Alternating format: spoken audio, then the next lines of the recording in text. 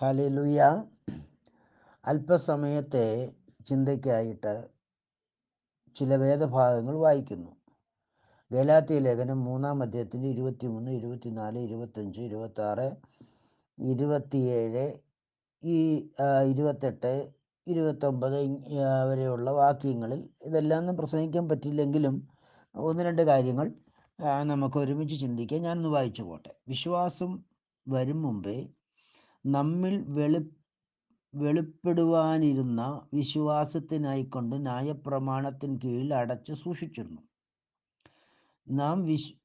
അങ്ങനെ നാം വിശ്വാസത്താൽ നീതീകരിക്കപ്പെടുന്ന ന്യായപ്രമാണം ക്രിസ്തുവിൻ്റെ അടുക്കിലേക്ക് നടത്തുവാൻ നമുക്ക് ശിശുപാലകനായി ഭവിച്ചു. വിശ്വാസം വന്ന ശേഷമോ നാം ഇനി ശിശുപാലകന്റെ കീഴിലല്ല, ക്രിസ്തുവേശുവിൽ വിശ്വാസത്താൽ നിങ്ങൾ എല്ലാവരും ദൈവത്തിൻ്റെ മക്കളാകുന്നു. ക്രിസ്തുവിനോട് ചേരുവാൻ സ്നാനമേറ്റിരിക്കുന്ന നിങ്ങളെല്ലാവരും ക്രിസ്തുവിനെ ധരിച്ചിരിക്കുന്നു. അതിൽ യഹൂദനും യവനനുമെന്നില്ല, ദാസനും സ്വതന്ത്രനുമെന്നില്ല, ആണും പെണ്ണുമെന്നില്ല, നിങ്ങളെല്ലാവരും ക്രിസ്തുവിലൊന്നത്രേ. ക്രിസ്തുവിനുള്ളവർ എങ്കിലോ നിങ്ങൾ അബ്രഹാമിൻ്റെ സന്തതിയും വാഗ്ദത്തപ്രകാരം അവകാശികളുമാകുന്നു. Praise the Lord. ഇതാണ് വേദഭാഗം. പ്രിയ സഹോദരങ്ങളെ, ഇതിനകത്ത് ഒരുപാട് ചിന്താവിഷയങ്ങളുണ്ട്. നമ്മൾക്ക് ആ ചിന്താവിഷയങ്ങളൊക്കെ നമുക്ക് ഘട്ടം ഘട്ടം പിന്നെ ക്രമമായി പഠിക്കാം.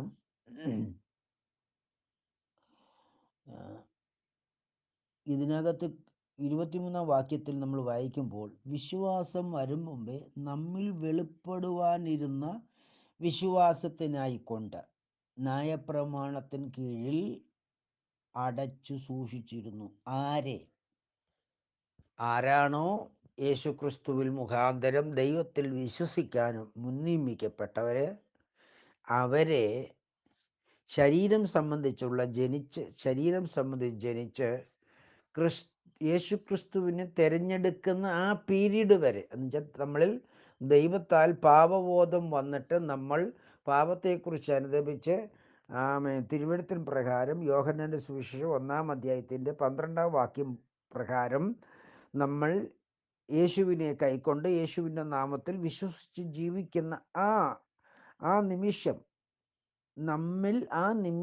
നമ്മളിൽ വരുന്നതിന് മുമ്പ് വരെയും നമ്മൾ ന്യായപ്രമാണത്തിന് കീഴിലായിരുന്നു. ന്യായപ്രമാണം എന്ന് ഞാൻ പറയുന്നതിൻ്റെ ഉദ്ദേശം ന്യായപ്രമാണം ലഭിച്ച ജനത്തെക്കുറിച്ചല്ല. ന്യായപ്രമാണം ലഭിക്കാത്ത ജനത്തിന്, സ്തോത്രം, അവരിൽ തന്നെ ഒരു ന്യായപ്രമാണം ഉണ്ടായിരുന്നു. ദൈവം ഏതൊരു മനുഷ്യനെ സൃഷ്ടിക്കുമ്പോഴും സൃഷ്ടിയോടുള്ള ബന്ധത്തിൽ ദൈവം ഒരു പ്രമാണം കൊടുത്താണ് സൃഷ്ടിച്ചിരിക്കുന്നത്. ആ സൃഷ്ടിയുടെ പ്രമാണമാണ് ന്യായപ്രമാണം. അത് നമ്മുടെ മനസാക്ഷിയിലുണ്ട്, അല്ലെങ്കിൽ നമ്മളുടെ ജീവിതത്തിലുണ്ട്. തിന്മ ചെയ്യുമ്പോൾ ഇന്നത് തിന്മയാണെന്നും നന്മ ചെയ്യുമ്പോൾ അത് നന്മയാണെന്നും നമുക്ക് തിരിച്ചറിവ് രക്ഷിക്കപ്പെടുന്നതിന് മുമ്പേ നമുക്കുണ്ട്. മാത്രമല്ല, നമ്മുടെ കർത്താവായ യേശു ക്രിസ്തു മരിച്ച് അടക്കപ്പെട്ട് ഉയർത്തെഴുന്നേറ്റിരിക്കിയാലും അവൻ ഉയർത്തെഴുന്ന മഹത്വത്തിൻ്റെ വലതുവശത്ത് ഇരുന്നിട്ട് അവൻ വാഗ്ദത്തത്തിൻ്റെ സത്യത്തിൻ്റെ ആത്മാവിനെ ഈ ഭൂമിയിലേക്ക്, അതായത് നസറേനായ യേശു ക്രിസ്തുവിനെ എന്നേക്കും വിശുദ്ധ സഭയോടുകൂടെ ഇരിക്കേണ്ടതിന് അയച്ച ആ നിമിഷം മുതൽ കർത്താവിൻ്റെ വാഗ്ദത്ത പ്രകാരം രണ്ട് കാര്യങ്ങൾ ഈ ഭൂമിയിൽ നടക്കുന്നുണ്ട്. ഒന്ന്, സത്യത്തിൻ്റെ ആത്മാവായ യേശു ക്രിസ്തു, സ്തോത്രം, വിശുദ്ധ ജനത്തിന് സകല സത്യത്തിലും വഴി നടത്തുമ്പോൾ ലോകത്തിന് പാപത്തെക്കുറിച്ചും നീതിയെക്കുറിച്ചും ന്യായവിധിയെക്കുറിച്ചും ബോധം വരുത്തിക്കൊണ്ടിരിക്കും. അപ്പോൾ ഒരു കുഞ്ഞ് ഈ ഭൂമിയിൽ മനുഷ്യനായി ജനിച്ച് തിരിച്ചറിവ് വന്ന ആ നിമിഷം മുതൽ അവനിൽ യേശുക്രിസ്തുവിൻ്റെ ആത്മാവ് പ്രവർത്തിച്ചുകൊണ്ടേയിരിക്കുന്നു. അതിൻ്റെ അർത്ഥം അവൻ അഭിഷക്തനാണെന്ന് ആരും ചിന്തിക്കല്ലേ. ഇത് കർത്താവ് മനുഷ്യവർഗത്തിന് കൊടുക്കുന്ന ദൈവത്തിൻ്റെ നീതിയാണ്. ഹല്ലേലൂയ. തിരിച്ചറിവ് വരുന്ന ആ നിമിഷം മുതൽ അവരുടെ ജീവിതത്തിൽ ദൈവത്തിൻ്റെ ആത്മാവായ യേശുക്രിസ്തു അവരിൽ പ്രവർത്തിച്ചു തുടങ്ങുകയാണ്. ഏതൊരു വ്യക്തിക്കും ഈ ഭൂമിയിൽ മനുഷ്യനായി ജനിക്കുന്ന, എവിടെ ജനിച്ചു വളരുന്ന വ്യക്തിയായാലും, സ്തോത്രം, ആ മനുഷ്യൻ്റെ ഹൃദയത്തിൽ, ഹല്ലേലൂയ, പാപത്തെക്കുറിച്ചും നീതിയെക്കുറിച്ചും സ്തോത്രം, ന്യായവിധിയെക്കുറിച്ചും ബോധം വരുത്തിക്കൊണ്ട് യേശുക്രിസ്തുവിൻ്റെ ആത്മാവ് പ്രവർത്തിക്കുന്നുണ്ട്. അതെത്ര തീവ്രവാദിയാണെന്ന് പറഞ്ഞാലും സ്തോത്രം, അല്ലെന്ന് പറഞ്ഞാലും ഹല്ലേലൂയ, ഇനി ഈശ്വരവാദിയാന്ന് പറഞ്ഞാലും നിരീശ്വരവാദിയാന്ന് പറഞ്ഞാലും എല്ലാ മനുഷ്യൻ്റെയും ഹൃദയത്തിൽ സ്തോത്രം പാപത്തെക്കുറിച്ചും നീതിയെക്കുറിച്ചും ന്യായവിധിയെക്കുറിച്ചും ബോധം വരുത്തിക്കൊണ്ട് യേശുക്രിസ്തുവിൻ്റെ ആത്മാവിൻ്റെ പ്രവൃത്തി ഇങ്ങനെ നടത്തിക്കൊണ്ടേയിരിക്കുകയാണ്. ഹല്ലേലൂയ. ഇത് നാം ഈ ഭൂമിയിൽ ജനിച്ചു കഴിഞ്ഞിട്ട് നമ്മുടെ അമ്മ നമ്മളെ ഗർഭം ധരിച്ച് പ്രസവിച്ചതിന് ശേഷം നന്മ തിന്മകൾ തിരിച്ചറിയാൻ പ്രായമായതിന് മുമ്പുള്ള കാര്യങ്ങളല്ല, പ്രായമായതിന് ശേഷം. ഹല്ലേലൂയ. അത് എത്ര വയസ്സിലാണോ അത്രയും വയസ്സിൽ ആ നിമിഷം മുതൽ ദൈവം തന്നെ, യേശുക്രിസ്തുവിൻ്റെ ആത്മാവ് തന്നെ നമുക്ക് ന്യായപ്രമാണം നൽകിയിരിക്കുകയാണ്. ആ ന്യായപ്രമാണത്തിലാണ് നമുക്ക് തിരിച്ചറിവുണ്ടാകുന്നത്. എന്തിനെക്കുറിച്ച്? പാപത്തെക്കുറിച്ചും ദൈവത്തിൻ്റെ നീതിയെക്കുറിച്ചും ഒരു ന്യായവിധി നടക്കുന്ന വിഷയത്തെക്കുറിച്ച്. അപ്പം ഇതൊന്നും അറിയാത്തവരാണ് ഈ ലോകത്തിലെ മനുഷ്യരെന്ന് ആരും ചിന്തിക്കേണ്ട. ഇതെല്ലാം എല്ലാവർക്കും അറിയാം. കാരണം ഇതുവരെ ഉള്ളിൻ്റെ ഉള്ളിൽ ആര് വസിക്കുന്നു? യേശുക്രിസ്തുവിൻ്റെ ആത്മാവ്, നസറനായ യേശുക്രിസ്തു എന്ന ആത്മാവ് വസിക്കുകയാണ് സകല മനുഷ്യ ഹൃദയത്തിലും. മനുഷ്യനാണോ അവരുടെ ഹൃദയത്തിൽ ആരുണ്ട്? യേശുക്രിസ്തു എന്ന ആത്മാവുണ്ട്. സ്തോത്രം. അതുകൊണ്ട് അവൻ രക്ഷിക്കപ്പെട്ടതല്ല, അതുകൊണ്ട് അവൻ യേശുക്രിസ്തു സ്നാനപ്പെട്ടതല്ല, അതുകൊണ്ട് അവൻ പരിശുദ്ധാത്മാഭിഷേകം പ്രാപിച്ചതല്ല. സ്തോത്രം. അതുകൊണ്ട് അവൻ വേർപാടോ വിശുദ്ധി അനുസരിക്കുള്ളവനല്ല. സ്തോത്രം. അവൻ വേർപാടും വിശുദ്ധിയൊക്കെ അനുസരിക്കുന്നവരെ, യേശുവിനെ കർത്താവിൻ്റെ രക്ഷിതാവായി സ്വീകരിച്ചവരെ, യേശുക്രിസ്തു സ്നാനപ്പെട്ടവരെ, വേർപെട്ടവരെ, അഭിഷേകം പ്രാപിച്ചവർക്ക് മാത്രമേ ഈ പാപബോധവും ഒക്കെ വരത്തുള്ളൂ എന്നൊന്നും ആരും ചിന്തിക്കേണ്ട. സ്തോത്രം. ദൈവത്തിൻ്റെ യേശുക്രിസ്തുവിൻ്റെ ആത്മാവ് തിരിച്ചറിവുള്ള എല്ലാ മനുഷ്യ ഹൃദയങ്ങളിലും വസിക്കുന്നു. ഹല്ലേലൂയ. ഇതാണ് കർത്താവിൻ്റെ പരിശുദ്ധ യേശുക്രിസ്തുവിൻ്റെ ആത്മാവ്.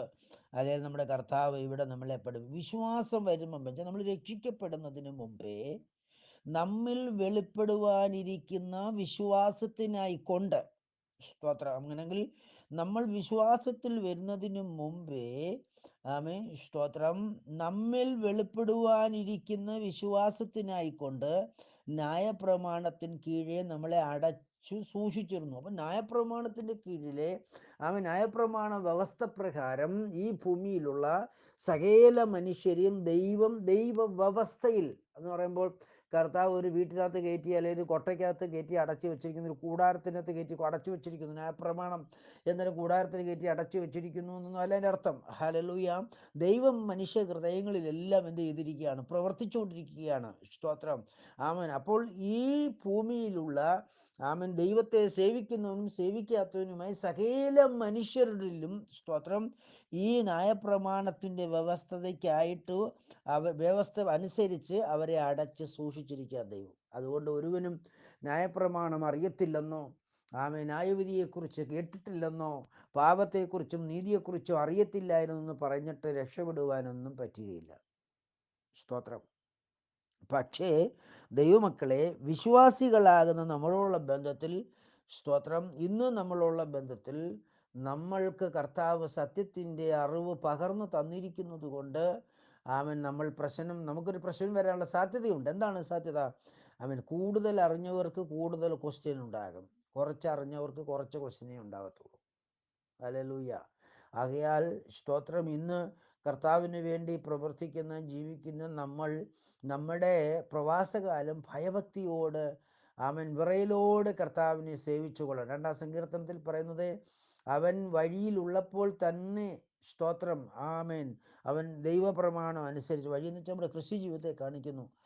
നമ്മുടെ ക്രിസ്ത്യ ജീവിതത്തിൻ്റെ പീരീഡിൽ ഭയത്തോടെ കർത്താവിനെ സേവിക്കുകയും വിറയലോടെ അവൻ്റെ പാതയിൽ ഇരിക്കുകയും ചെയ്യേണ്ടത് ഏറെ ആവശ്യമാണ്. സ്തോത്രം. കാരണം നമുക്കൊരു ന്യായവിധി വരുന്നുണ്ട്.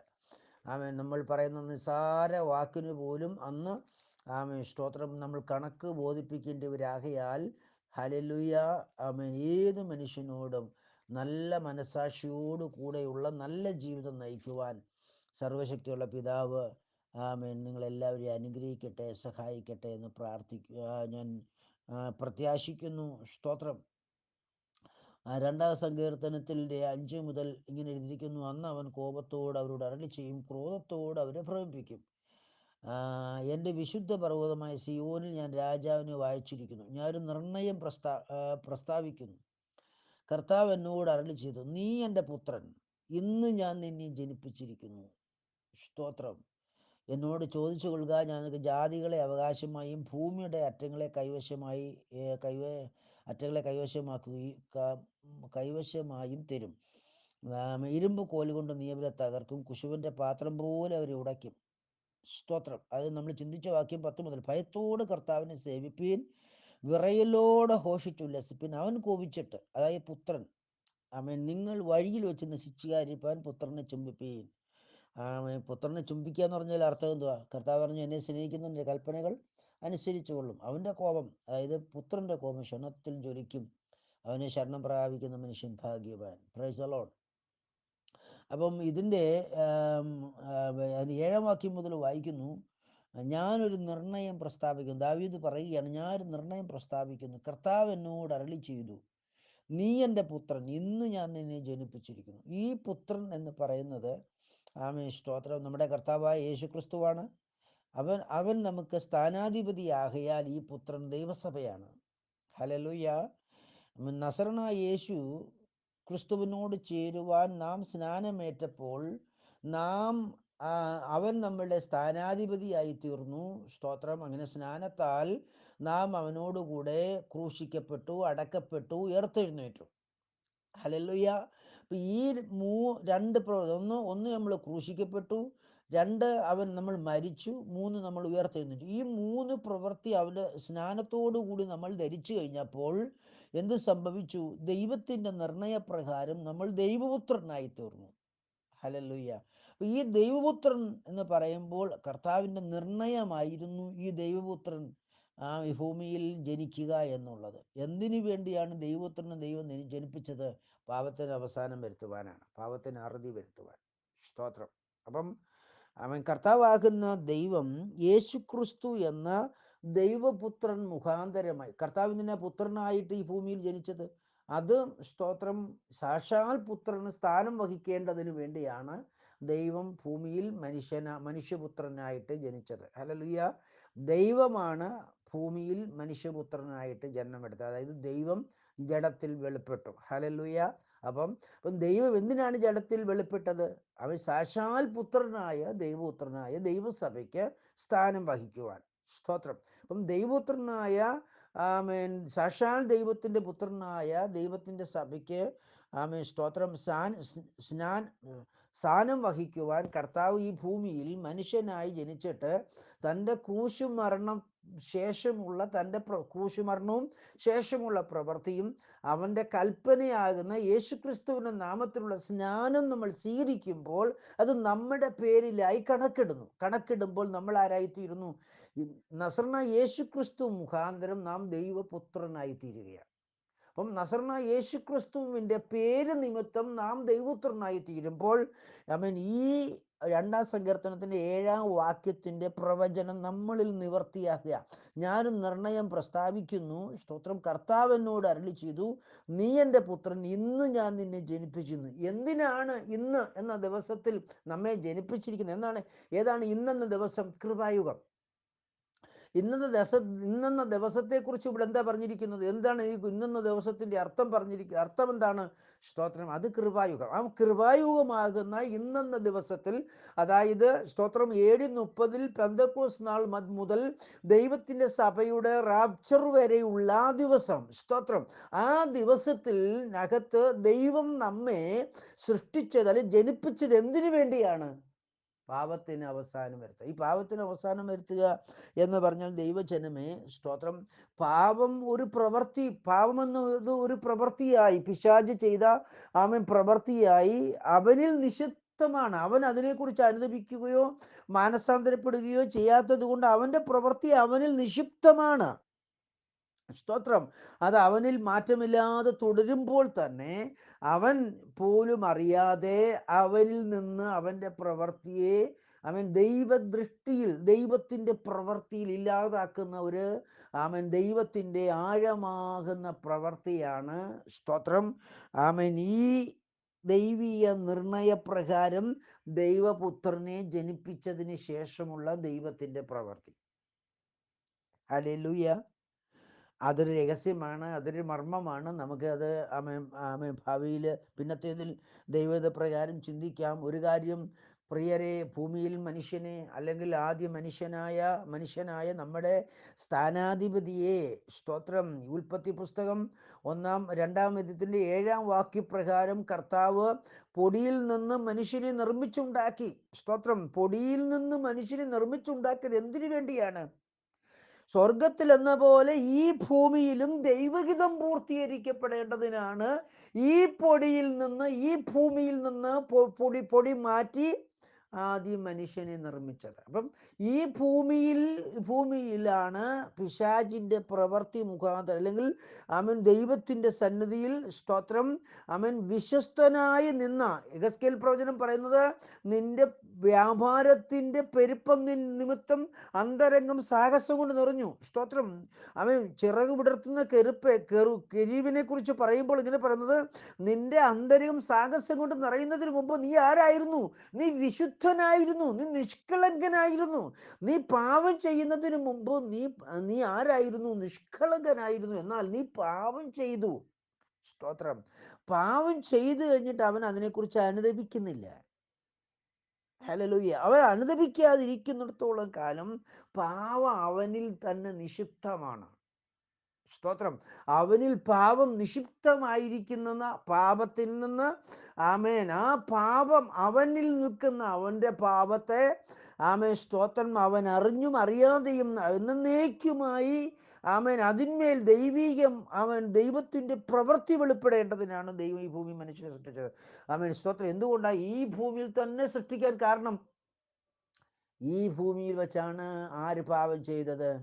സ്തോത്രം. ഈ ശുക്രൻ എന്ന് പറയുന്ന ലൂസിഫർ പാപം ചെയ്തത്, അല്ലെങ്കിൽ സ്തോത്രം, ശുക്രൻ എന്ന് വിളിക്കുന്ന, മഹാസർപ്പം എന്ന് വിളിക്കുന്ന ബേസെപ്പൂൽ പാപം ചെയ്തത് ഈ ഭൂമിയിലായതുകൊണ്ടാണ് ദൈവം ഈ ഭൂമിയിലേക്ക് തന്നെ മനുഷ്യനെ സൃഷ്ടിക്കാൻ ഇവിടുന്ന് തന്നെ മണ്ണെടുത്തത്. ഹല്ലേലൂയ.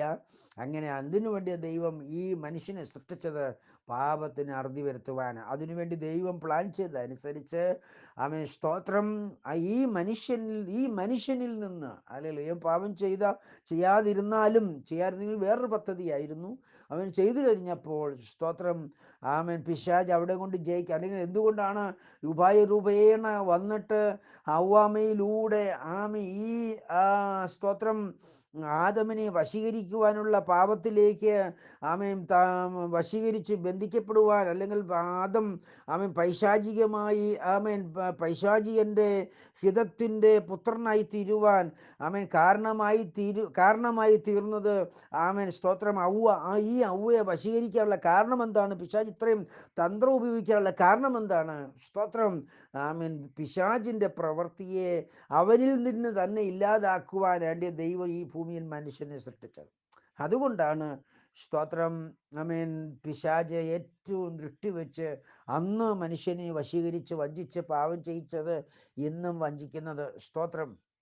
ഹല്ലേലൂയ. അതുകൊണ്ട് എന്നെ കേൾക്കുന്നതിൻ്റെ പ്രിയരെ, 2-ാം സങ്കീർത്തനത്തിൽ ദൈവത്തിൻ്റെ ദാസനായ ദാവീദ് പറയുകയാണ്, ഞാൻ നിർണയം പ്രസ്താവിക്കുകയാ.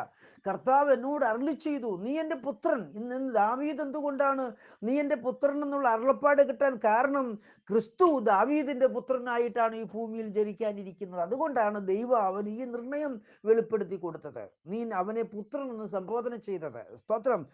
നീ എൻ്റെ പുത്രൻ, ഇന്ന് ഞാൻ നിന്നെ ജനിപ്പിച്ചിരിക്കുന്നു എന്നുള്ള ദൈവിക, അപ്പം അവനിൽ പകർന്നിരിക്കുന്ന ഈ അഭിഷേകം ഏതാണ്? അത് ക്രിസ്തുവിൻ്റെ അഭിഷേകമാണ്. അവൻ രാജാവാക്കി അഭിഷേകം ചെയ്തിരിക്കുന്ന അഭിഷേകമുണ്ടല്ലോ, ആ അഭിഷേകം ക്രിസ്തുവിൻ്റെ അഭിഷേകമാണ്. അതുകൊണ്ടാണ് ഈ പ്രവചനം അവൻ്റെ മേൽ വരുവാൻ, അല്ലെങ്കിൽ ദൈവ വാഗ്ദത്തം ചെയ്തിരിക്കുന്നത് പോലെ ദാവീദിന് ഈ ദൈവിക ദർശനം പകരുവാൻ കാരണമായത്. സ്തോത്രം. എന്തിനു വേണ്ടിയാണ് നിർണയപ്രകാരം ഈ പുത്രനെ ദൈവം സൃഷ്ടിച്ചിരിക്കുന്നത്? പാപത്തിന് അറുതി വരുത്തുവാൻ. ഹല്ലേലൂയ. പാപത്തിന് അറുതി വരുത്തുവാൻ വേണ്ടിയാണ് ദൈവ നിർണയപ്രകാരം ആരെ സൃഷ്ടിച്ചിരിക്കുന്നത്? ദൈവത്തിൻ്റെ പുത്രനെ സൃഷ്ടിച്ചിരിക്കുന്നത്. അങ്ങനെയെങ്കിൽ എൻ്റെ പ്രിയരെ, നമ്മുടെ ഈ പ്രവാസകാലം എത്ര ഭയഭക്തിയോട് നമ്മളായിരിക്കണം. ആമേൻ, സ്തോത്രം. നമ്മൾ കർത്താവിൻ്റെ നാമത്തിൽ ആമേൻ ഭൂതങ്ങളെ പുറത്താക്കി, വീര്യപ്രവർത്തികൾ ചെയ്തു, സുവിശേഷം അറിയിച്ചു, യേശുക്രിസ്തുവിന് വേണ്ടി അത് ചെയ്തു, ഇത് ചെയ്തു, ഒക്കെ നല്ല കാര്യമാണ്. ആമേൻ, സ്തോത്രം. പക്ഷേ പ്രിയരെ, നമുക്കൊരു ന്യായവിധി ഒരുങ്ങുന്നുണ്ട്. സ്തോത്രം. നമുക്കൊരു നീതിയായ ഒരു വിധി ഒരുക്കുന്നുണ്ട്. ആദ്യത്തെ ന്യായവിധി ആർക്കാണ്? യേശുക്രിസ്തു സ്നാനപ്പെട്ട് വേർപെട്ട വിശുദ്ധന്മാർക്കാണ്. എവിടെ വെച്ചാണ്? മധ്യാകാശത്ത് വെച്ച്. സ്തോത്രം. ആമേൻ. 2 കൊരിന്ത്യർ 5-10 പറയുന്നു, ആമേൻ, അവനവൻ ശരീരത്തിലിരിക്കുമ്പോൾ ചെയ്യുന്നത് നല്ലതാകിലും തീയതാകിലും നാം എല്ലാവരും ക്രിസ്തുവിന്റെ ന്യായാസനത്തിൽ. ആദ്യത്തെ ന്യായാസനം ക്രിസ്തുവിന്റെ ന്യായാസനമാണ്. ആ ക്രിസ്തുവിന്റെ ന്യായാസനത്തിൽ നിൽക്കുന്ന ആരാണ്? ഉൽപ്രാവരണം പ്രാപിക്കുന്ന, അല്ലെങ്കിൽ റാപ്ചർ പ്രാപിക്കുന്ന വിശുദ്ധന്മാരാണ്. ഹല്ലേലൂയ. അപ്പം നമ്മൾ ചെയ്യുന്ന പ്രവൃത്തി വളരെ സൂക്ഷ്മതയോടെ ആയിരിക്കണം. ഇല്ലെങ്കിൽ നമ്മുടെ മുമ്പിൽ ഒരു ന്യായവിധി ഇരിക്കുന്നുണ്ട്. ഹല്ലേലൂയ. അവൻ നമ്മൾ ശരീരത്തിൽ ഇരുന്നു കൊണ്ട് പ്രവർത്തിക്കുന്ന അതിന് തക്കതായ പ്രതിഫലമാണ് കിട്ടാൻ പോകുന്നത്. സ്തോത്രം. ആമേൻ. നമ്മൾ ചെയ്യുന്ന പ്രവർത്തിക്ക് തക്കതായ ഒരു പ്രതിഫലം ഉണ്ട് എന്നുള്ള കാര്യം മറക്കരുത് എൻ്റെ പ്രിയരെ. അപ്പം അപ്പം കർത്താവിന്റെ ദാസനായ ദാവീദിനോട് ദൈവം പറയുകയാണ്, ഞാൻ ഒരു നിർണയം പ്രസ്താവിക്കുന്നു. ദാവീദ് ആമേൻ ദൈവത്തിന്റെ അരുളപ്പാടെന്ന നിർണയം കിട്ടിയതിന് ശേഷം പറയുകയാണ്, കർത്താവിനോട് പറഞ്ഞു, നീ എൻ്റെ പുത്രൻ, ഇന്ന് ഞാൻ നിന്നെ ജനിപ്പിച്ചിരിക്കുന്നു. എന്തിനു വേണ്ടിയാണ്? നീ സ്തോത്രം, എന്നോട് ചോദിച്ചു കൊള്ളുക, ഞാൻ നിനക്ക് ജാതികളെ അവകാശമായും ഭൂമിയുടെ അറ്റങ്ങളെ കൈവശമായും തരാം. അപ്പം ദൈവത്തിൻ്റെ പൈതലായ യേശുക്രിസ്തുവിൻ്റെ സഭയിലെ ഓരോ അവയവങ്ങളെയും കർത്താവ് ആമേൻ സ്തോത്രം ജനിപ്പിച്ചിരിക്കുന്ന എന്തിനു വേണ്ടിയാണ്? ഭൂമിയുടെ അറ്റങ്ങളോളം ആമേൻ നമ്മൾ സാക്ഷിത്വം വഹിക്കുവാൻ. അതുകൊണ്ട് കർത്താവ് പറഞ്ഞ എന്താണ്? നിങ്ങൾ ശക്തി ലഭിച്ചിട്ട് യെരൂശലേമിലും യഹൂദിയിലും എല്ലായിടത്തും ഭൂമിയുടെ അറ്റത്തോളം പോയി നിങ്ങൾ എന്ത് ചെയ്യണം? എൻ്റെ സാക്ഷിയാണ്. അപ്പം നമ്മൾ ചിന്തിച്ച ഒന്ന് ചിന്താവിഷയം ഇതാണ്, നമ്മളിൽ രക്ഷിക്കപ്പെടുവാൻ കാരണമാകുന്ന അവൻ ദൈവത്തിൻ്റെ നിർണയപ്രകാരമുള്ള സമയം വരുന്നതിനു മുമ്പ് വരെ ആമേൻ സ്തോത്രം നമ്മളെ ദൈവം ന്യായപ്രമാണത്തിൻ്റെ വ്യവസ്ഥിതിയുടെ കീഴിൽ അടച്ചിരിക്കുകയായിരുന്നു. എന്തിനു വേണ്ടി അങ്ങനെ അടച്ചിരുന്നത്? വിശ്വാസം വന്നിട്ട് ആമേൻ സ്തോത്രം യേശുക്രിസ്തുവിൻ്റെ കൃപയുടെ പ്രമാണത്തിൽ ജീവിക്കേണ്ടതിന്. ഹല്ലേലൂയ. അപ്പം ദൈവം മനസാക്ഷിയുടെ നിയമം നമ്മുടെ ഹൃദയത്തിൽ തന്ന് യേശുക്രിസ്തുവിൻ്റെ ആത്മാവിനാൽ നമുക്ക് പാപത്തെക്കുറിച്ചും നീതിയെക്കുറിച്ചും ന്യായവിധിയെക്കുറിച്ചും ബോധം വരുത്തി കൊണ്ട് നമ്മളിൽ പ്രവർത്തിച്ചു കൊണ്ടിരുന്ന ഈ ന്യായപ്രമാണ വ്യവസ്ഥിതികളുടെ കീഴിൽ നമ്മളെ അടച്ചു വെച്ചിരുന്നു. അപ്പം ന്യായപ്രമാണ വ്യവസ്ഥയുടെ കീഴിൽ നമ്മൾ അടച്ചു വെച്ചിരുന്ന വാക്കിൻ്റെ അർത്ഥം എന്താണ്? യേശുക്രിസ്തുവിൻ്റെ ആത്മാവ് നമുക്ക് പാപത്തെക്കുറിച്ചും നീതിയെക്കുറിച്ചും ന്യായവിധിയെക്കുറിച്ചും നാം രക്ഷിക്കപ്പെടുന്നതിന് മുമ്പുള്ള സമയത്ത് നമുക്ക് തന്ന ബോധത്തെയാണ് ഈ അടച്ചു വച്ചിരിക്കുക എന്ന വാക്കിന്റെ അർത്ഥം. ഇങ്ങനെ നമ്മളെ ദൈവം പരിപാലിച്ചിരുന്ന എന്തിനു വേണ്ടിയാണ്? വിശ്വാസത്താൽ ജീവിക്കുവാൻ നമുക്കൊരു ദിവസം ഉള്ളത് കൊണ്ട്. അതുകൊണ്ട് ആമേൻ സ്തോത്രം, ഈ ഭൂമിയിൽ രക്ഷിക്കപ്പെടാത്ത ഏവരോടും ആമേൻ യേശുക്രിസ്തുവിന്റെ നാമത്തിൽ നിങ്ങളോട് എനിക്ക് പറയാനുള്ള കാര്യം, ഹല്ലേലൂയ, നിങ്ങൾ ഇന്നും ആ ന്യായപ്രമാണ വ്യവസ്ഥതയിലാണ്, ദൈവത്തിൻ്റെ ആ അടവിലാണ്. കർത്താവാകുന്ന ദൈവം വിശ്വാസത്തിൻ്റെ പ്രമാണങ്ങൾ നിങ്ങളുടെ ഹൃദയത്തിലേക്ക് പകർന്നു തന്നിട്ടും നിങ്ങളത് സ്വീകരിക്കായതുകൊണ്ട് ഇപ്പോഴും നിങ്ങൾ ന്യായപ്രമാണത്തിൻ്റെ വ്യവസ്ഥതയിൽ കിടക്കുക. അതുകൊണ്ട് ന്യായപ്രമാണത്തിന് കീഴിലിരിക്കാൻ ആഗ്രഹിക്കുന്നവരെ സ്തോത്രം എന്ന് പറഞ്ഞാൽ ന്യായപ്രമാണ വ്യവസ്ഥതയിൽ യേശുക്രിസ്തുവിൻ്റെ ആത്മാവിനാൽ പാപത്തെക്കുറിച്ചും നീതിയെക്കുറിച്ചും ന്യായവിധിയെക്കുറിച്ചും ബോധം വരുത്തുന്ന ഈ അവസ്ഥയിൽ മാത്രം ജീവിക്കാൻ ആഗ്രഹിക്കുന്നവരോട് കർത്താവിൻ്റെ തിരുവെഴുത്തിൽ തന്നെ കർത്താവിന് 1 വാക്യത്തിൽ പറഞ്ഞു, ന്യായപ്രമാണത്തിന് കീഴിലിരിക്കാൻ ആഗ്രഹിക്കുന്നവരോട് പറയുകയാണ്, സ്തോത്രം, നിങ്ങൾ അടിമനുഖത്തിലാണ്. ഹല്ലേലൂയ. ആമേൻ സ്തോത്രം. ഗലാത്യ ലേഖനം 5-ാം വാക്യത്തിൽ നിന്ന് പറയുന്നു, സ്വാതന്ത്ര്യത്തിനായി ക്രിസ്തു നമ്മളെ സ്വതന്ത്രരാക്കി, ആകയാൽ അതിൽ ഉറച്ചു നിൽപ്പി, പിന്നെ അടിമനുഖത്വത്തിലേക്ക്. സ്തോത്രം. അവൻ ദൈവത്തിൻ്റെ പ്രമാണത്തെക്കുറിച്ചും നീതിയെക്കുറിച്ചും ന്യായവിധിയെക്കുറിച്ചും ബോധം വരുത്തിക്കൊണ്ടിരിക്കുന്ന ആ അവസ്ഥകൾ, ആ ബോധം വരുത്തൽ മാത്രമേ ഉള്ളൂ. അങ്ങനെ ഒരു അവസ്ഥ മാത്രമേ ഉള്ളൂ. ഇത് വിശ്വാസത്തിന് സ്റ്റെപ്പ് വെക്കാൻ എനിക്കോ നിങ്ങൾക്കോ കഴിയാതിരിക്കുന്നുവെങ്കിൽ നമ്മൾ ഇപ്പോൾ എവിടേക്കാണ്? ന്യായപ്രമാണം എന്ന അടിമനുഖത്തിലിരിക്കുകയാണ്. ഈ ന്യായപ്രമാണം എന്ന അടിമ നുകം എപ്പോഴാണ് നമ്മളിൽ നിന്ന് മാറ്റം വരുന്നത്? എപ്പോഴാണോ നാം യേശുവിനെ നമ്മുടെ രക്ഷിതാവും കർത്താവുമായി ഹൃദയത്തിൽ വിശ്വസിച്ചുകൊണ്ട് വായ് കൊണ്ട് പരസ്യമായി ഏറ്റുപറഞ്ഞിട്ട് യേശുക്രിസ്തുവിൻ്റെ നാമത്തിൽ സ്നാനപ്പെടുന്നത്, അപ്പോൾ ആ നിമിഷം യേശുക്രിസ്തുവിൻ്റെ നാമത്തിൽ അവരുടെ ക്രൂശുമരണത്തിന് പങ്കാളിത്തം വഹിക്കുവാൻ സ്നാനപ്പെടുന്ന ആ നിമിഷത്തിൽ നമുക്ക് എന്ത് സംഭവിക്കുന്നു? ഈ അടിമ നുഹമെന്ന ന്യായപ്രമാണം നമ്മുടെ കയ്യിൽ നിന്ന് എന്നേക്കുമായി തകർന്നു പോവുക. പിന്നെയും കർത്താവിന്റെ ദാസനായി ആമേൻ പൗലോസ് നമ്മുടെ സഹോദരൻ പറയുകയാണ്, പിന്നെയും സ്തോത്രം, നിങ്ങൾ രക്ഷിക്കപ്പെടുന്നതിന് മുമ്പുള്ള ആ ന്യായപ്രമാണത്തിലേക്ക് മടങ്ങിപ്പോകാൻ പാടില്ല. സ്തോത്രം. ഒന്നാം ക്ലാസ്സിൽ ഒരു എക്സാമ്പിൾ പറഞ്ഞാൽ, ഒന്നാം ക്ലാസ്സിൽ നമ്മൾ പഠിച്ചത് ഹല്ലേലൂയ 2ാം ക്ലാസ്സിൽ വന്നിട്ടും പിന്നെയും നമ്മൾ 1ാം ക്ലാസ്സിൽ പഠിച്ചുകൊണ്ടിരിക്കേണ്ട കാര്യമില്ല. ഹല്ലേലൂയ. ആമേൻ. 2ാം ക്ലാസ്സിൽ നിന്ന് പഠിച്ച് 3ാം ക്ലാസ്സിൽ വരുമ്പോഴും നമ്മൾ 1ാം ക്ലാസ്സിലെ പഠിച്ചുകൊണ്ടിരിക്കേണ്ട കാര്യമില്ല. ആമേൻ. സ്തോത്രം. 3ാം ക്ലാസ്സിൽ നിന്ന് 4ാം ക്ലാസ്സിൽ വന്നാലും 4ാം ക്ലാസ്സിൽ നിന്ന് 5ാം ക്ലാസ്സിൽ വന്നാലും സ്തോത്രം, ഒരുപക്ഷേ നമ്മൾ സ്തോത്രം പഠിച്ച് 10ാം ക്ലാസ്സിൽ വന്നു, അത് പരീക്ഷ എഴുതി അതും ജയിച്ചു. ഹല്ലേലൂയ. +1ഉം +2ഉം +2ഉം ജയിച്ചു കഴിഞ്ഞിട്ടും നമ്മൾ 1ാം ക്ലാസ്സിനെ കുറിച്ച് ചിന്തിച്ചുകൊണ്ടിരുന്നാൽ പിന്നെയും നമ്മൾ എന്തായിത്തീരും? നമ്മൾ താഴോട്ട് പോകും. ഇത് തന്നെ കർത്താവ് പറയുന്നത്. ഹല്ലേലൂയ. ആമേൻ. നമ്മൾ സ്റ്റെപ്പ് 1, സ്റ്റെപ്പ് 2 ഈ കർത്താവായ യേശു ക്രിസ്തുവിനെ രക്ഷിതാവും കർത്താവുമായി സ്വീകരിച്ച് യേശു ക്രിസ്തു സ്നാനപ്പെട്ട് പരിശുദ്ധാത്മാഭിഷേകം പ്രാപിച്ച് വിശുദ്ധ ജീവിതം നയിക്കുന്ന ദൈവ പൈതലേ, പിന്നെ നമ്മളിൽ ജീവിക്കുന്നത് വിശ്വാസമായിരിക്കണം. സ്തോത്രം. ഹല്ലേലൂയ. പിന്നെ നമ്മൾ ജീവിക്കുന്നത് വിശ്വാസമായിരിക്കണം. അവൻ യേശു ക്രിസ്തു എനിക്കായി ചെയ്തിരിക്കുന്ന, അവൻ യേശു ക്രിസ്തു കാൽവറി ക്രൂശിൽ എല്ലാം നിവൃത്തിയാക്കിയിരിക്കുന്ന ആ നിവൃത്തീകരണം നമ്മൾ ധരിച്ചുകൊണ്ട് സ്തോത്രം, നമ്മൾ വിശ്വാസം എന്നത് എബ്രായലേഖനം 11:1 വിശ്വാസം എന്നത് ആശിക്കുന്നൊരു ഉറപ്പും കാണാത്ത കാര്യങ്ങളുടെ നിശ്ചയം പ്രാപിച്ചുകൊണ്ട് സ്റ്റെപ്പ് ബൈ സ്റ്റെപ്പായി വളർന്നു വരുവാൻ തക്കവണ്ണം ആമേൻ ദൈവത്താൽ നമ്മൾ യാത്ര ചെയ്യുന്നെങ്കിൽ മാത്രമേ വിശ്വാസി ആയതുകൊണ്ട് അർത്ഥമുള്ളൂ. ഹല്ലേലൂയ.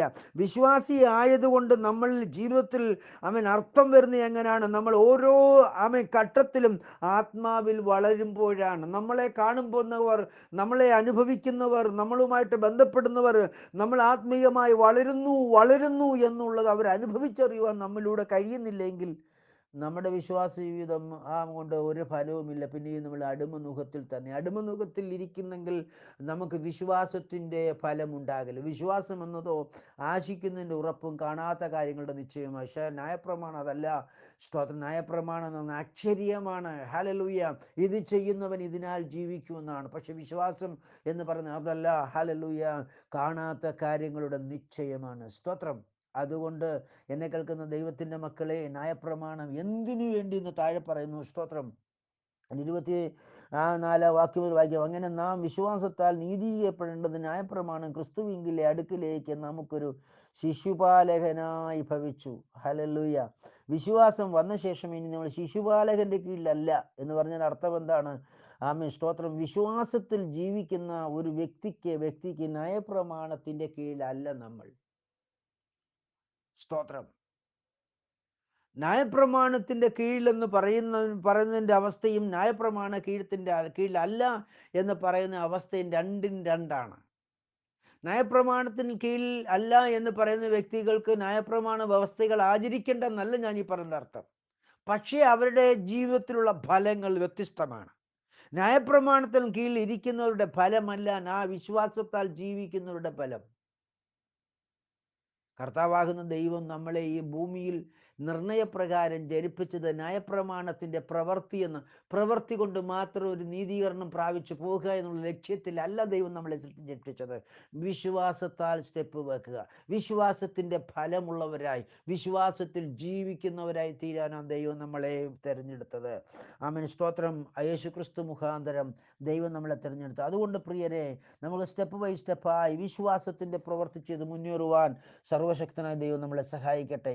എന്താണ് ന്യായപ്രമാണം? ആമേൻ. വിശ്വാസം വരുന്നതിന് മുമ്പ്, ഹല്ലേലൂയ, ആമേൻ, നമ്മളെ അടച്ചിട്ടിരുന്ന സ്തോത്രം പ്രമാണമാണ് ന്യായപ്രമാണം. അതിനെക്കുറിച്ച് വിശുദ്ധ തിരുവെഴുത്ത് എന്താ വിളിക്കുന്നത്? യേശുക്രിസ്തു എന്താ വിളിക്കുന്നത്? ശിശുപാലകൻ. അപ്പം ന്യായപ്രമാണം എന്ന വാക്കിൻ്റെ ആമേൻ സ്തോത്രം യേശുക്രിസ്തുവിൻ്റെ അർത്ഥം എന്താണ്? ആമേൻ. യേശു വിശ്വാസത്തിലേക്ക് വരുന്നതിന് മുമ്പ് ഒരു ശിശുപാലകനായിട്ട്, സ്തോത്രം, എന്ന് പറഞ്ഞാൽ നേഴ്സറി പോകുന്ന കുഞ്ഞിനെ നേഴ്സറിയിലേക്ക് കൊണ്ടുപോവുകയും മടക്കി കൊണ്ടുവരികയും ചെയ്യുന്ന ഒരു വ്യക്തി ഉണ്ടല്ലോ, അതാണ് ശിശുപാലകൻ. സ്തോത്രം എന്ന് പറഞ്ഞാൽ ഒരു കുഞ്ഞ് ജനിച്ചത് മുതൽ അവന് മാതാപിതാക്കളായിരിക്കുന്ന ഒരു ശിശുപാലകനാണ്. സ്കൂളിലോട്ട് പോകാൻ തുടങ്ങുമ്പോൾ അവന് സ്കൂളിലേക്ക് കൊണ്ടുപോകുന്ന വ്യക്തി, പിന്നെയും മടക്കിക്കൊണ്ട് വരുന്ന വ്യക്തി, അവനും പിന്നെ സ്തോത്രം ആദ്യപാഠങ്ങൾ പഠിപ്പിച്ചു കൊടുക്കുന്ന വ്യക്തി, അതാണ് ശിശുപാലകൻ. ഹല്ലേലൂയ. എന്നെ കേൾക്കുന്ന എൻ്റെ പ്രിയരെ, യേശുവിനെ കർത്താവും രക്ഷിതാവുമായി സ്വീകരിച്ച് യേശു ക്രിസ്തു സ്നാനപ്പെട്ട് കൃപയുടെ പ്രമാണത്തിന് കീഴിൽ പരിശുദ്ധാത്മാഭിഷേകം പ്രാപിച്ച് വിശുദ്ധിയിലും വേർപാടിലും ജീവിച്ചുകൊണ്ട് വിശ്വാസത്തിന്റെ പ്രവർത്തി ചെയ്ത് മുന്നോട്ട് ജീവിക്കുന്ന ഒരു ദൈവത്തിന്റെ പൈതലെ, നീ ഇന്ന് സ്തോത്രം ശിശുപാലകന്റെ കീഴിലല്ല. ഹല്ലേലൂയ. നീ അനുഗ്രഹീതനാണ്. സ്തോത്രം. നമ്മുടെ സമ്പത്ത് എന്താകുന്നു? വിശ്വാസത്താലുള്ള സ്റ്റെപ്പ് വെപ്പാണ്. വിശ്വാസത്താൽ നമ്മൾ പ്രാപിച്ചെടുക്കുന്നതാണ് നമ്മുടെ സമ്പത്ത്. സ്തോത്രം. അതുകൊണ്ട് ഈ ദിവസങ്ങളിൽ നമ്മുടെ വിശ്വാസത്തിന്റെ സ്റ്റെപ്പുകൾ മുന്നോട്ട് വെക്കുവാൻ സർവശക്തൻ നമ്മളെ സഹായിക്കുമാറാകട്ടെ. സ്തോത്രം. വിശ്വാസം വന്ന ശേഷമോ ഇനി നമ്മൾ ശിശുപാലകന്റെ കീഴിലല്ല,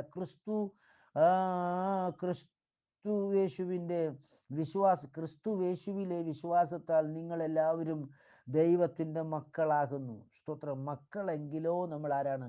അവകാശികളാണ്. സ്തോത്രം. ദൈവത്തിന്റെ ലാസ്റ്റ് വാക്യമാണ് മക്കളെങ്കിലോ നമ്മൾ അവകാശികൾ. അപ്പം ന്യായപ്രമാണത്തിന് കീഴിൽ ഇരിക്കുന്നു എങ്കിൽ, ന്യായപ്രമാണ വ്യവസ്ഥയിൽ ഇരിക്കുന്ന ഒരു വ്യക്തി മക്കളല്ല, അവകാശിയുമല്ല, പിന്നെ ആരാണ്? അടിമയാണ്. ന്യായപ്രമാണത്തിന് കീഴിലുള്ള ഒരു വ്യക്തിക്ക് ദൈവം വെറും സൃഷ്ടിതാവ് മാത്രമാണ്. സ്തോത്രം. ദൈവം സൃഷ്ടിതാവ് മാത്രമാണ്. സ്തോത്രം. അവരെ സൃഷ്ടിച്ച കർത്താവാണ്, അവരെ സഹായിക്കുന്ന കർത്താവാണ്. സ്തോത്രം. അവർക്ക് ഭക്ഷണം നൽകുന്നതാണ്, പാർപ്പിടം നൽകുന്നതാണ്. ന്യായപ്രമാണത്തിന്റെ വ്യവസ്ഥ പ്രകാരം ഒരു വ്യക്തിയോട് ദൈവം ചെയ്യുന്നത് അക്ഷരീയമായ വിടുതലാണ്. അവരുടെ ശത്രുക്കൾ അക്ഷരീയമായിരുന്നു, അവരുടെ അനുഗ്രഹവും അക്ഷയമായിരുന്നു. ന്യായപ്രമാണത്തിന് കീഴിലുള്ളവരുടെ എല്ലാം അനുഗ്രഹം അക്ഷരീയമായിരുന്നു. എന്നാൽ എന്നെ കേൾക്കുന്ന ദൈവമക്കളെ, കൃപായുഗത്തിൽ വിശ്വാസത്തിൽ ജീവിക്കുന്ന ഒരു ദൈവ പൈതലിന്റെ അനുഗ്രഹം അക്ഷരീയമല്ല, അത് ആത്മീയമാണ്. സ്തോത്രം. അക്ഷരീയം വേറെ, ആത്മീയം വേറെ. അക്ഷരീയം, സ്തോത്രം, മനുഷ്യനെ കൊല്ലുമ്പോൾ ആത്മീയം മനുഷ്യനെ ജീവിപ്പിക്കുന്നു. ഹല്ലേലൂയ. അക്ഷരീയത്തിന്റെ പ്രമാണം ലഭിച്ച ദിവസം 3000 പേർ പട്ടുപോകുമ്പോൾ ആത്മാവിന്റെ പ്രമാണം ലഭിച്ച ദിവസം, സ്തോത്രം, 3000 പേർ ജീവിക്കുകയാണ്. ഹല്ലേലൂയ. അക്ഷരീയത്തിന്റെ പ്രമാണം ലഭിച്ച ദിവസം, സ്തോത്രം, 3000 പേർ പട്ടുപോകുമ്പോൾ ആത്മീയത്തിന്റെ അടിസ്ഥാനമിട്ട ദിവസം, സ്തോത്രം, 3000 പേർ വിശ്വാസത്താൽ രക്ഷിക്കപ്പെടുകയാണ്. ഹല്ലേലൂയ. അങ്ങനെ വിശ്വാസത്താൽ രക്ഷിക്കപ്പെടുന്നവർക്ക് ദൈവം പിതാവും, സ്തോത്രം, അക്ഷരീയമായി അക്ഷരീയ ന്യായപ്രമാണത്തിന് കീഴിലിരിക്കുന്നവർക്ക് ദൈവം വെറും കർത്താവും സൃഷ്ടിതാവും മാത്രമാണ്. അല്ലാതെ ദൈവം അവർക്ക് പിതാവല്ല. സമൂഹമായിട്ട് പറയാം, ഒരു മലാക്കി പ്രവചനത്തിന്റെ 2:10 മാത്രം പറയുന്നു, സ്തോത്രം, ദൈവം എനിക്ക് പിതാവാണെന്ന്. ഞങ്ങളുടെ പിതാവ്. എനിക്കെന്ന് പറയാൻ പറ്റത്തില്ല, ഞങ്ങളുടെ പിതാവ്. ന്യായപ്രമാണത്തിന്റെ വ്യവസ്ഥ പ്രകാരം ദൈവം സ്വന്തം പിതാവെന്ന് ഒരു വ്യക്തി ഏറ്റു പറഞ്ഞാൽ അവനെ പാളയത്തിന് വെളിയിൽ കൊണ്ടുപോയി കൊല്ലണം. കല്ലെറിഞ്ഞ് എങ്ങനെയായാലും കൊല്ലണം. അതുകൊണ്ടാണ് യഹൂദന്മാർ യേശുവിനെ കൊന്നത്. കാരണം എന്താണ്? സ്തോത്രം. മഹാപുരോഹിതന്റെ മുമ്പിൽ വെച്ച് അവൻ വിസ്തരിക്കുമ്പോൾ മഹാപുരോഹിതൻ ചോദിച്ചു, നീ വന്ധ്യനായ ദൈവത്തിന്റെ പുത്രനാണോ എന്ന് ചോദിച്ചു. ആണെന്ന് ഏറ്റു പറഞ്ഞു. സ്തോത്രം. അവൻ ഏറ്റു പറഞ്ഞപ്പോൾ അവരൊക്കെ കേട്ടെന്താണ്? അവൻ ദൈവദൂഷണം പറഞ്ഞു. ഇനി സാക്ഷികളെ കൊണ്ട് നമുക്ക് എന്താവശ്യം? നിങ്ങൾക്ക് എന്ത് തോന്നുന്നു? ജനം എല്ലാം പറഞ്ഞു, ഇവൻ മരണയോഗ്യനാണ്, ഇവനെ ക്രൂശിക്കുക. അങ്ങനെ ന്യായപ്രമാണം വിശ്വാസികളെ കുറിച്ച് എന്തു പറയുന്നു? വിശ്വാസികളെല്ലാം ക്രൂശിക്കണം. കാരണം എന്താണ്? ന്യായപ്രമാണം വേറെ, സ്തോത്രം, വിശ്വാസത്തിന്റെ പ്രമാണം വേറെ. ഹല്ലേലൂയ.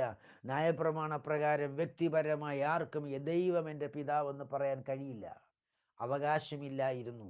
കാരണം ന്യായപ്രമാണത്തിന് കീഴിലുള്ള സീനായി മല മുതൽ ക്രൂശിലെ കള്ളം വരെ എന്ന് നമ്മൾ പറയുന്ന, അല്ലെങ്കിൽ തിരുവെടുത്ത് പറയുന്ന അനുസരിച്ച് സീനായി മല മുതൽ യോഹന്നാൻ സ്നാപകൻ വരെയുള്ള ഒരു വിശുദ്ധനും യേശുക്രിസ്തു ഇന്നത്തെ പോലെ വചനത്താൽ ജനിക്കുകയോ യേശുക്രിസ്തു സ്നാനപ്പെടുകയോ പരിശുദ്ധാത്മാഭിഷേകം പ്രാപിക്കുകയോ വിശുദ്ധിയും വേർപാട് ഇങ്ങനെ ഒരു നിയമമായിരുന്നില്ല ന്യായപ്രമാണ കാലത്ത്. കൃപായുഗത്തിൻ്റെ നിയമം വേറെ, ന്യായപ്രമാണത്തിൻ്റെ വ്യവസ്ഥിതികളും നിയമങ്ങളും വേറെ. ഇത് രണ്ടും രണ്ടാണ്.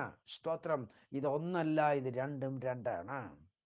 എൻ്റെ പ്രിയരെ, സ്തോത്രം. അതിന് 27-ാം വാക്യം, ക്രിസ്തുവിനോട് ചേരുവാൻ സ്നാനമേറ്റിരിക്കുന്ന നിങ്ങളെല്ലാവരും ക്രിസ്തുവിനെ ധരിച്ചിരിക്കുന്നു. അതിൽ യഹൂദനോ യവനനൊന്നില്ല. ഹല്ലേലൂയ. ആരായാലും യേശുവിനെ കർത്താവിൻ്റെ രക്ഷിതാവ് സ്വീകരിച്ച് യേശു ക്രിസ്തുവിന് സ്നാനപ്പെട്ട് പരിശുദ്ധാത്മാഭിഷേകം പ്രാപിച്ച് വിശുദ്ധിയിലും വേർപാടിലും ജീവിക്കുന്ന എല്ലാ വിശുദ്ധ ജനവും യേശു ക്രിസ്തുവിനെ ധരിച്ചിരിക്കുകയാണ്. ഹല്ലേലൂയ. യേശു ക്രിസ്തുവിനെ ധരിച്ച് ഈ ഭൂമിയിൽ ജീവിക്കുന്ന ഒരു വ്യക്തിയുടെ അവസ്ഥ എന്ന് പറഞ്ഞാൽ, ഒറ്റ വാക്കിൽ പറഞ്ഞാൽ, സ്തോത്രം, അവൻ്റെ ശരീര വേർപാടിൽ അവൻ്റെ ശരീരത്തിൽ നിന്ന് വേർപെട്ട് പുറത്തു വരുന്നത് യേശു ക്രിസ്തുവാണ്. സ്തോത്രം. എത്രത്തോളം നിങ്ങൾക്കത് ഗ്രഹിക്കാൻ കഴിയുമെന്ന് എനിക്കറിയത്തില്ല. വിശദമായി പറയുവാൻ എനിക്ക് സമയമില്ല, തെളിയിക്കുവാൻ സമയമില്ല. എൻ്റെ വാക്കുകൾ ഉപസംഹരിക്കട്ടെ. അടുത്ത ഒരാഴ്ചയും നമുക്കത് ചിന്തിക്കാം. ക്രിസ്തുവിനെ ധരിക്കുക, അതൊരു മർമ്മമാണ്. സ്തോത്രം. ഈ ഒറ്റ വാക്കിൽ പറഞ്ഞാൽ, ശരീരം പൊടിയിൽ നിന്നെടുത്തതാണ്, പൊടിയോട് ചേരും. ബാക്കി നമ്മളിൽ സംഭവിച്ചതെല്ലാം വിശ്വാസത്താൽ, വചനത്താൽ ജനനം നടന്നു. വിശ്വാസത്താൽ വീണ്ടും ജനനം, വിശ്വാസത്താൽ വചനത്താലുള്ള ജനനം, അതായത് വീണ്ടും ജനനം നടന്നു. വിശ്വാസത്താലുള്ള ജീവിതം, വിശ്വാസത്താൽ വീണ്ടും ജനനവും വിശ്വാസത്തിലുള്ള ജീവിതവുമാണ് ദൈവത്തിൻ്റെ നിർണയപ്രകാരമുള്ള ദൈവപുത്രൻ. ദൈവപുത്രൻ എന്ന വാക്കിൻ്റെ അർത്ഥം ദൈവത്തിൻ്റെ സകലത്തിൻ്റെ അവകാശി എന്ന് പറഞ്ഞാൽ, സ്തോത്രം, ആമേൻ, മാനുഷിക തലത്തിൽ പറഞ്ഞാൽ, അത് മാനുഷിക തലത്തിൽ എക്സാമ്പിൾ പറയുമ്പോൾ മനസ്സിലാകും. സ്തോത്രം. ഈ ഭൂമിയിൽ ഒരു അപ്പന്, സ്തോത്രം, ഒരു മകനുണ്ടെന്നിരിക്കട്ടെ. അപ്പൻ മരിച്ചു കഴിഞ്ഞാൽ അപ്പൻ്റെ സകലത്തിനും അവകാശിയായ മകനാണ്. ഹല്ലേലൂയ. എന്ന് പറഞ്ഞാൽ അപ്പൻ്റെ അടുത്ത കാലത്തിലുള്ള സ്തോത്രം, ജനറേഷനാണ്. സ്തോത്രം. ഒരു പീരീഡ് വരെ ഒരു സ്തോത്രം, നമ്മുടെ ശരീരത്തിൻ്റെ പ്രത്യേകത എന്ന് പറയുന്നത് ഒരു പീരീഡ് വരെ ഈ ശരീരത്തിന് ജനിച്ചാൽ ഒരു പീരീഡ് വരെ ജീവിക്കാൻ പറ്റത്തുള്ളൂ. അടുത്ത ഒരു പീരീഡിലേക്ക് ഈ ശരീരം വീണ്ടും ജീവിക്കണമെങ്കിൽ വേറൊരു ജനനം നടക്കണം. അങ്ങനെയെങ്കിൽ അപ്പനും ഈ ഭൂമിയിൽ അപ്പനും മകനുമായിട്ടുള്ള ബന്ധം, അവകാശത്തിൻ്റെ ബന്ധം എന്ന് പറഞ്ഞാൽ എന്താണ്? ഈ അപ്പൻ തന്നെ, സ്തോത്രം, ഈ സ്വീകരിച്ച ശരീരത്തിന് ഒരു മരണം സംഭവിക്കാനുള്ളത് അടുത്തൊരു പീരീഡിലേക്ക് തനിക്ക് തന്നെ ജീവിക്കേണ്ടതിനുള്ള വേറൊരു ശരീരമാണ് ഈ അപ്പൻ്റെ അടുത്ത ജനറേഷൻ, അടുത്ത പീരീഡിലേക്കുള്ള ജീവൻ തന്നെയാണ് എന്ത്? ഈ പുത്രൻ. ഇതേപോലെ സ്വർഗസ്വനായ ദൈവത്തിൻ്റെ സ്തോത്രം, പുത്രൻ എന്ന വാക്കിനർത്ഥം ദൈവത്തിൻ്റെ സർവത്തിൻ്റെ അവകാശി എന്നാണ്. ഹല്ലേലൂയ.